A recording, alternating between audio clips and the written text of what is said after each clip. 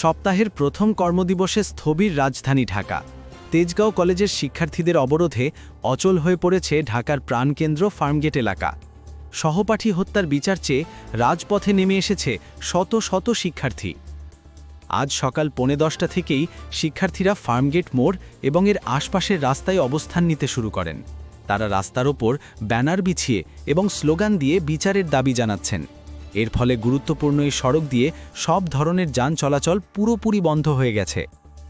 আজ রোববার হওয়ায় সকাল থেকেই রাস্তায় অফিসগামী মানুষ এবং সাধারণ যাত্রীদের উপচে পড়া ভিড় ছিল। কিন্তু হঠাৎ এই অবরোধে ফার্মগেট, কারওয়ান বাজার, তেজগাঁও এবং পান্থপথ এলাকায় সৃষ্টি হয়েছে দীর্ঘ যানজট।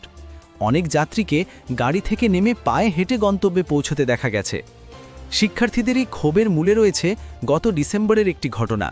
তেজগাঁও কলেজের হোস্টেলে 2 গ্রুপের সংঘর্ষে গুরুতর আহত হয়েছিলেন এইচএসসি দ্বিতীয় বর্ষের ছাত্র সাকিবুল হাসান রানা। চিকিৎসাধীন অবস্থায় গত